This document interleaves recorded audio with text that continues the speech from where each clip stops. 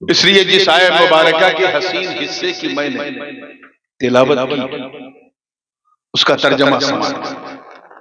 اللہ پاک کا ارشاد ہے بھیا جو لوگ کھڑے ہیں اور صرف کھڑے نہیں بلکہ اپنے کھڑے ہونے پہ اڑے ہیں، بھیا بیٹھ جاؤ پیار سے، میں بھی بیٹھا ہوں۔ کچھ لوگ شرما کے اوپر چلے گئے جیسے کوئی خاتون شرما رہی ہے۔ آئیے چلیے آپ مردوں کی طرف سے تیار ہیں نا آپ لوگ؟ ماشاءاللہ بالکل زندگی کے ساتھ۔ اے ایمان والوں، ایمان لے آؤ۔ یا ایھا الذین آمنوا آمینوا، او بلیورز ڈو بلیو، اے مسلمانوں مسلمان بن جاؤ، جو چاہو ترجمہ کرو۔ اے ایمان والو ایمان لے آؤ۔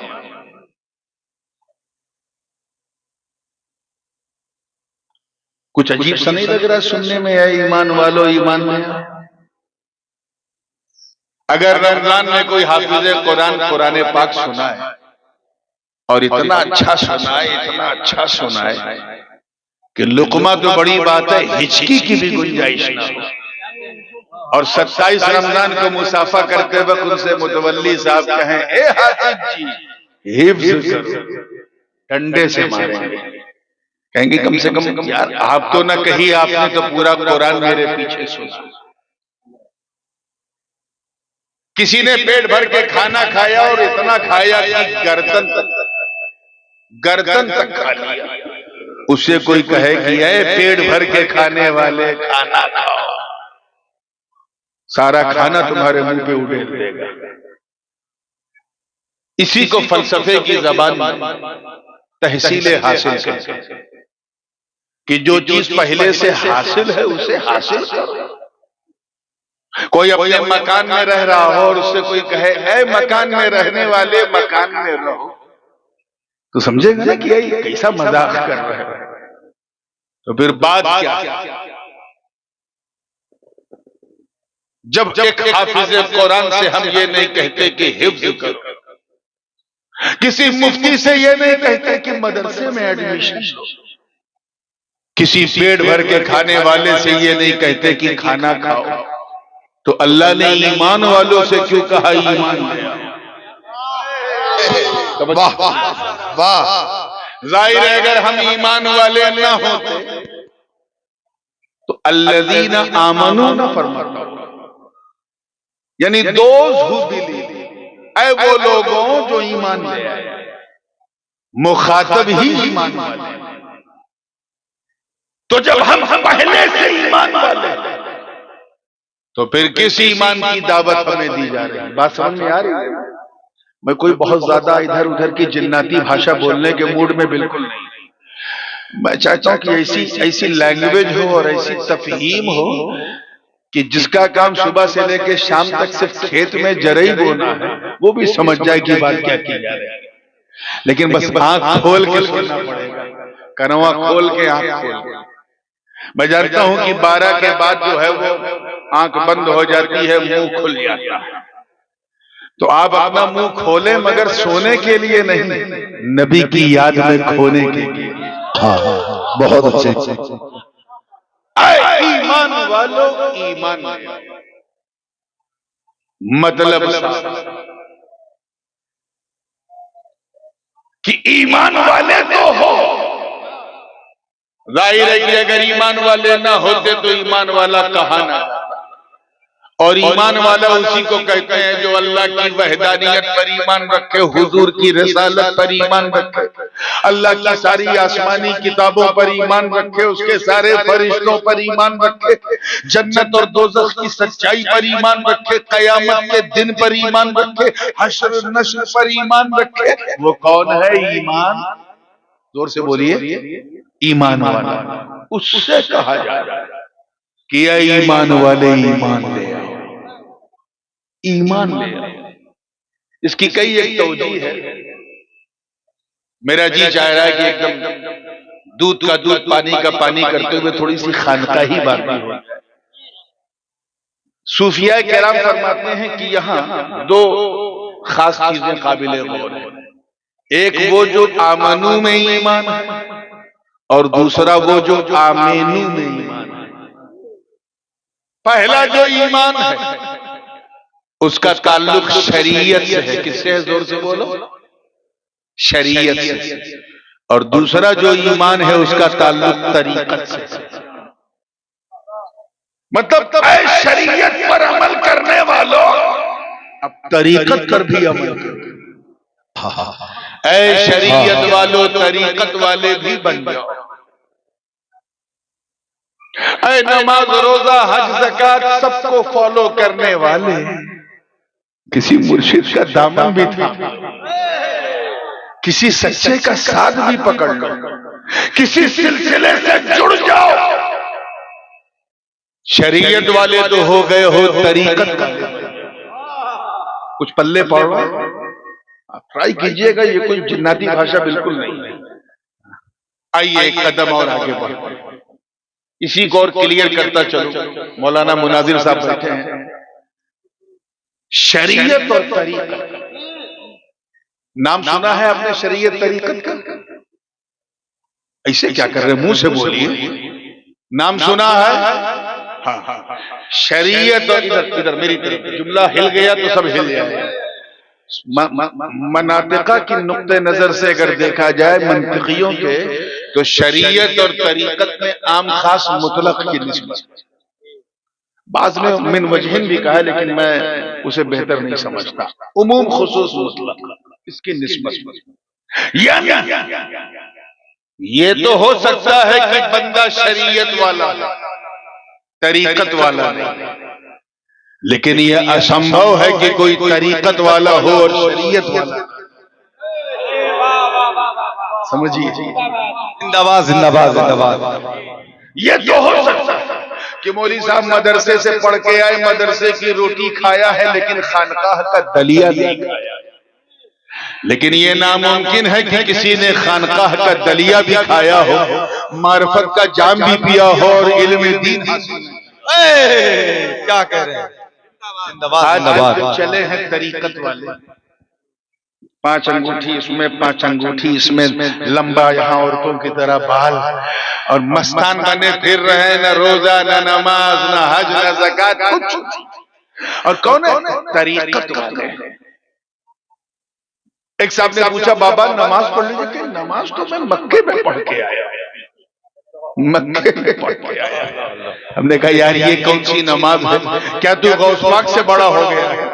وہ تو بغداد میں پڑھتے تھے، غریب نواز اجمیر میں پڑھتے تھے، مخدوم اشرف کے چوچے میں پڑھتے تھے، اور تو سالماری میں رہ کر کے مدینہ جاتا ہے پڑھنے، مکہ جاتا ہے۔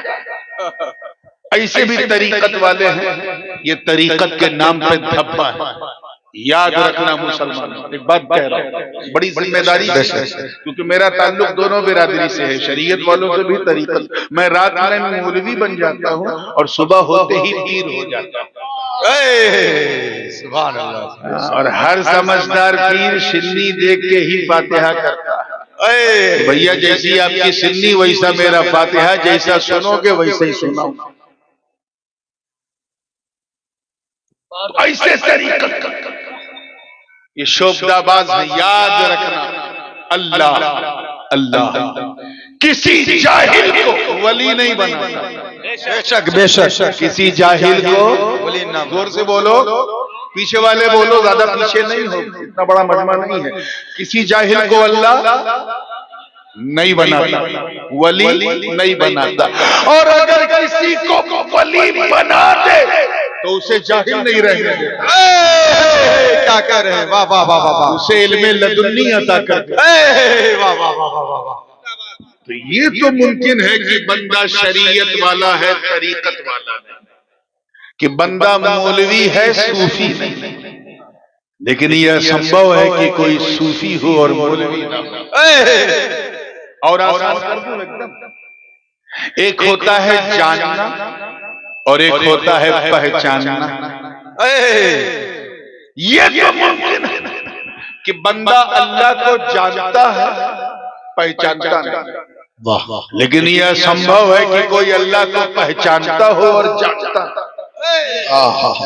یہ سب وہ باتیں ہیں جو مدرسے میں لوگ 12 بجے دن میں نہیں سمجھتے، آپ ماشاءاللہ 12 بجے رات میں سمجھتے۔ بہت اچھے۔ یہ تو ممکن ہے کہ بندہ عالم ہے عارف نہیں، عالم ہے کیا نہیں ہے، عارف نہیں، لیکن یہ اسمبھو ہے کہ کوئی عارف ہو اور عالم نہ۔